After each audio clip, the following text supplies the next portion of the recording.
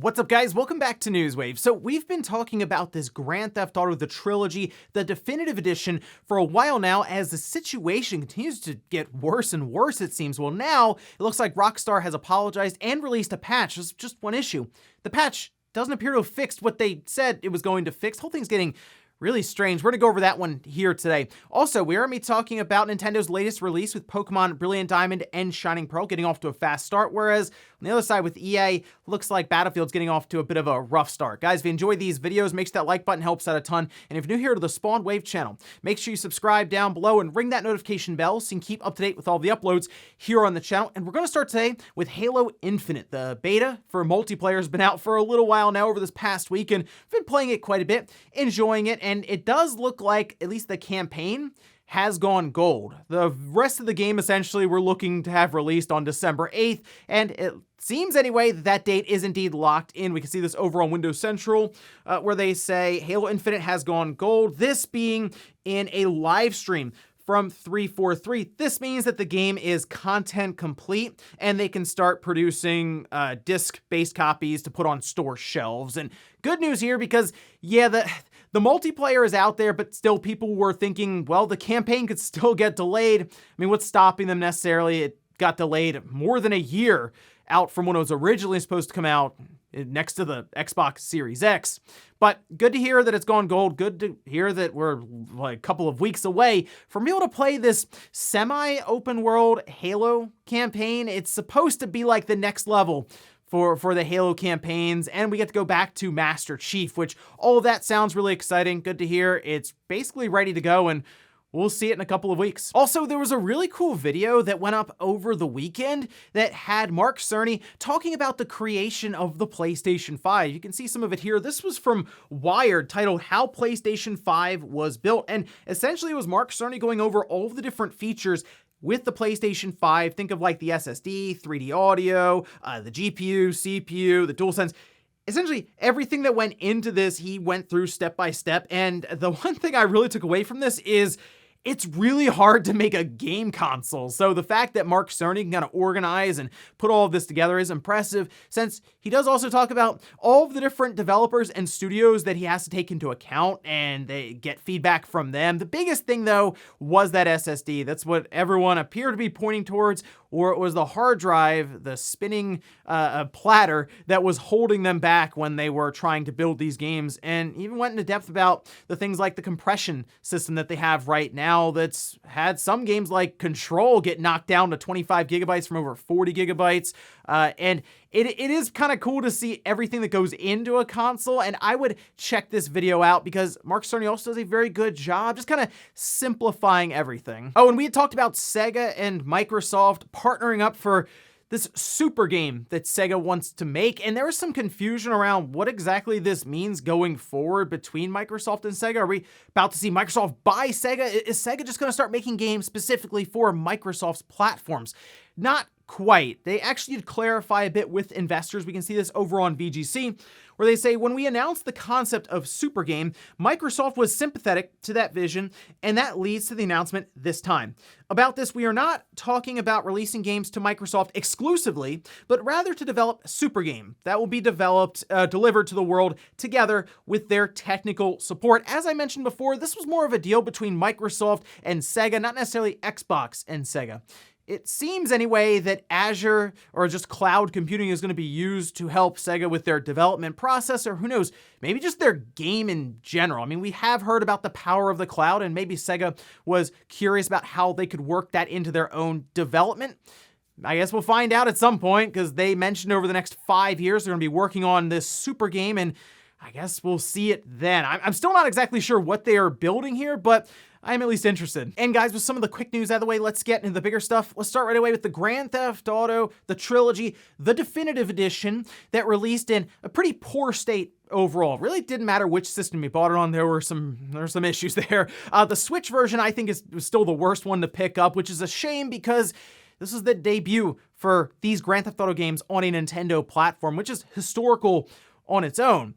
But after everything that was going on, it appears that Rockstar has finally responded with an apology. They posted this up over on their website where they say, firstly, we want to sincerely apologize to everyone who has encountered issues playing these games. We have ongoing plans to address the technical issues and to improve each game going forward. With each planned update, the games will reach the level of quality that they deserve to be. A new title update is on the way in the coming days for all versions of Grand Theft Auto the Trilogy, the Definitive Edition, that will address a number of issues. We will update everyone as soon as it arrives. They go on to say that anyone who had the PC version, I assume they're going over this because that's the one that was pulled down from the Rockstar launcher. Even if you bought it, you didn't have access to it any longer, which, yeah, that's not a great look there.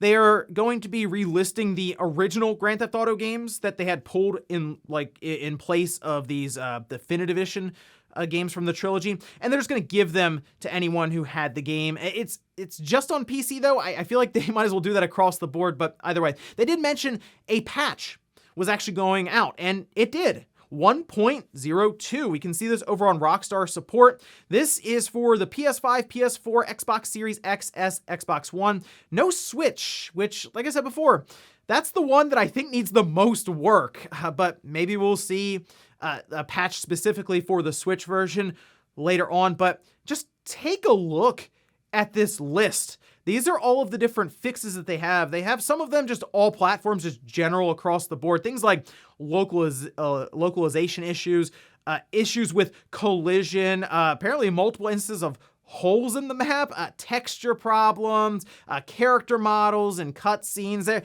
There's a lot, but then you get to each specific game, and I mean, just the fixes pile up one after the other. You look at Grand Theft Auto 3, then Vice City, and then San Andreas. That list is massive. And some of these are kind of weird. It's like they fixed an issue where pay and spray doors were just closed, preventing the player from being able to enter. That's kind of necessary in a game where you're trying to elude the police, and being able to go to pay and spray will just wipe out your star rating there. And then they have some game breaking issues in here where, for example, you wouldn't be able to complete a certain mission that just bars your progress in that storyline. But they did mention that they fixed the rain visual effects. We can see that for San Andreas. They also fixed, and this is kind of funny, an invisible bridge. There's only one problem about that bridge in Flint County that is invisible. It's still invisible after the patch. You can see Rerez, Shane, posted this up saying the bridge is still invisible. I mean, yeah, it's a weird looking effect in the game, and it's strange that the bridge is just missing in the first place. You figure they would have noticed that. Once again, in QA, the fact that there are so many issues with this patch they're putting out there tells me that, yeah, it was something they just had to rush out the door for the holidays. Oh, and the rain effect? Well, people have been doing some comparisons over on Reddit, and, well, here's a screenshot of San Andreas rain after the update on the Xbox One. Still doesn't look great. I mean, we looked at what what modders were able to do on PC.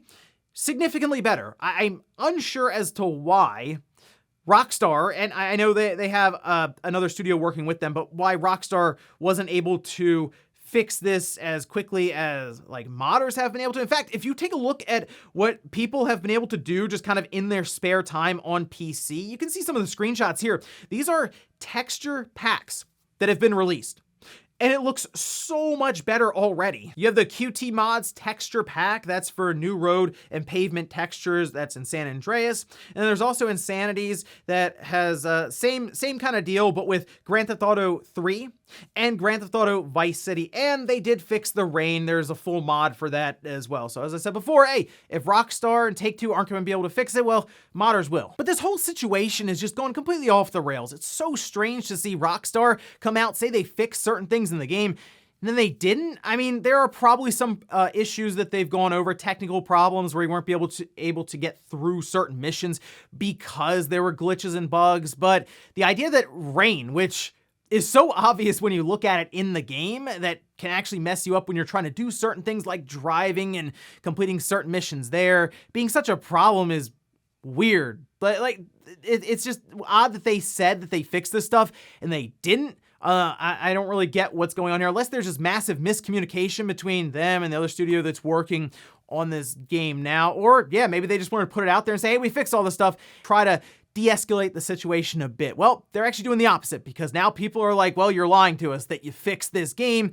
So we'll see what happens going forward. But right now, It's a shame because these should be great Grand Theft Auto games that are just out there and people get to experience them for the first time. And now I'm realizing, wow, this is what people are experiencing for the first time with a classic like Grand Theft Auto 3 or San Andreas. It's a real shame. I assume by next year, we're gonna have an entire roadmap of patches and hot fixes, and by then, it'll be worth picking them up. But the fact that they launched them ahead of, obviously, when they were supposed to, just to get it out for the holidays, yeah, not a great look for Rockstar. Take-Two, the studio working with them, although I have a feeling they had a limited budget and certainly a limited amount of time to get this stuff done. But we'll see how long it takes them to fix it, and if those fixes actually work in the game like they say they do on their support page. Next up, let's talk about another studio that appears to have got a big investment from Tencent. And I told you guys a long time ago, I think it was like a couple years ago even, to watch out for Tencent because they were going to continue making investments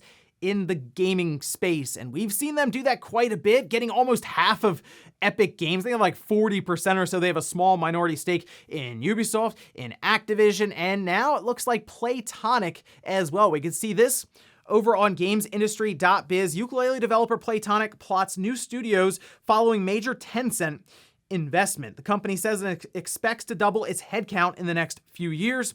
They say the sizable investment will allow the studio to more than double its headcount, expand to 3 development teams, and create more games, one of which will be a sequel to the 2017 3D platform game Ukulele. Okay, so I'm curious to see how they go about that, what a sequel to Ukulele would be like, but I have seen some concerns about Tencent. Like, people are realizing, oh, Tencent is getting quite involved with some of these studios. Now, from what we've seen so far, they appear to invest and then step away. All right, we're gonna give you some money, just invest in the studio.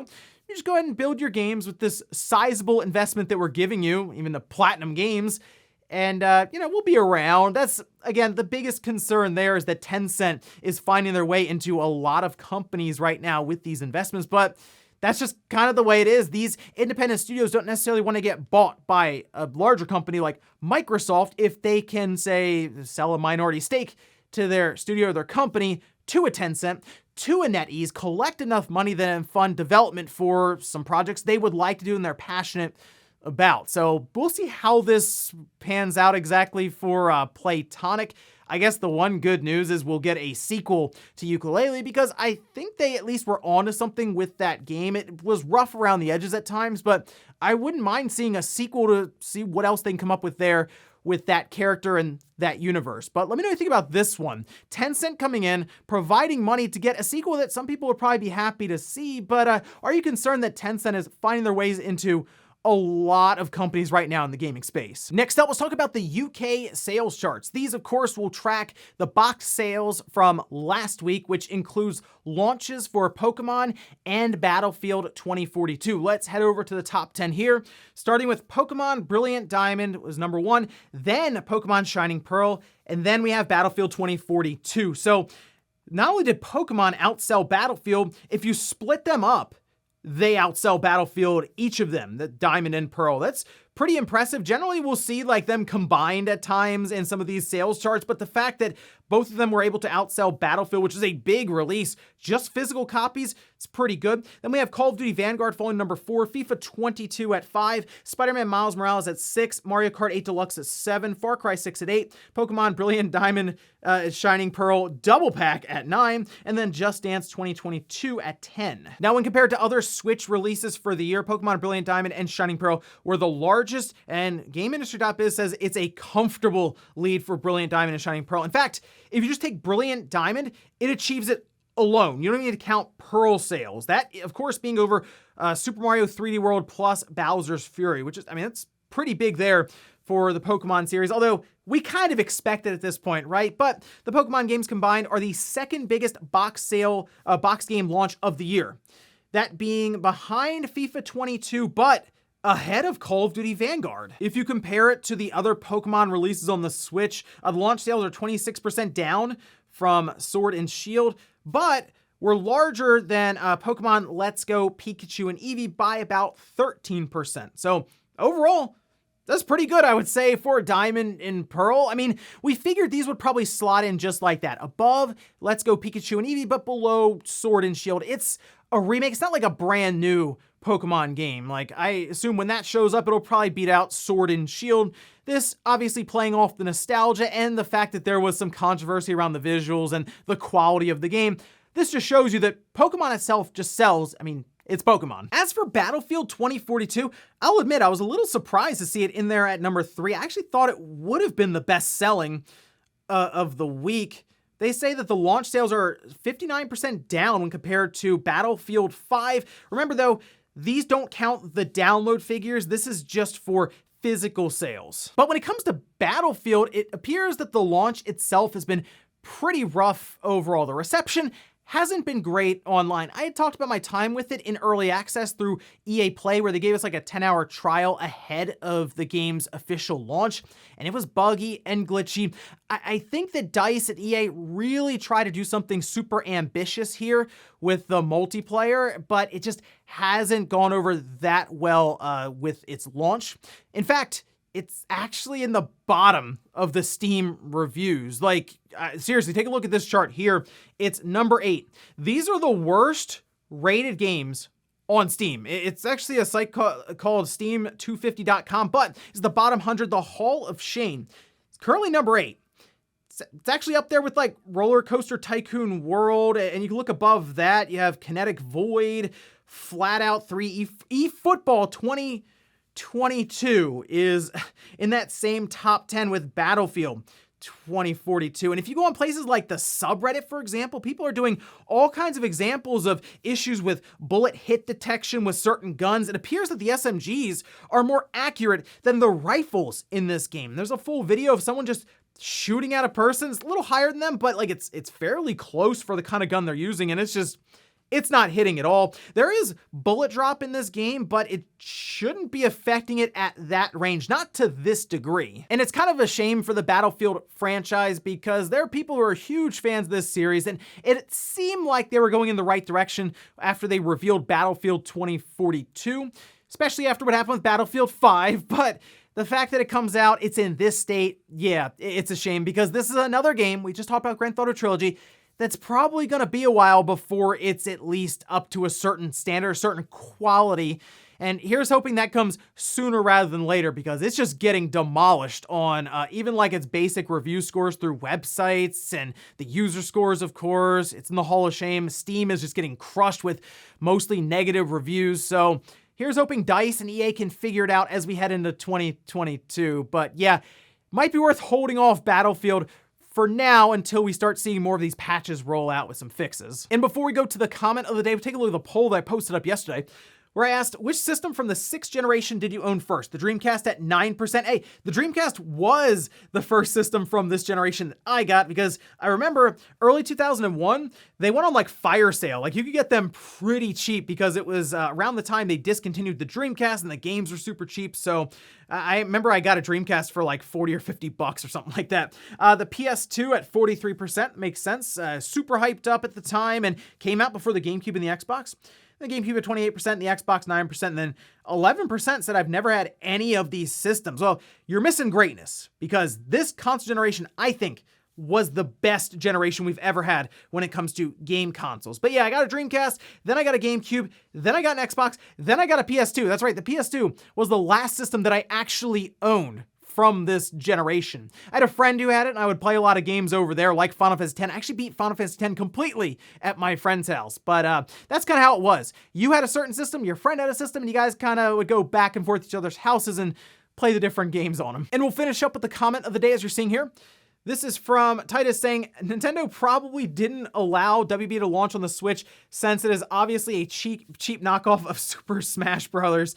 Now, I think looking at it, just they were trying to figure out which systems they get it on. The Switch is still very different from the other platforms, just kind of the way it is. Nintendo designed it in a certain way, and it just didn't align with like the PlayStation or the Xbox. And in fact, a lot of these studios have to outsource to other studios to port it. That's why Panic Button has done so well this generation with that Switch.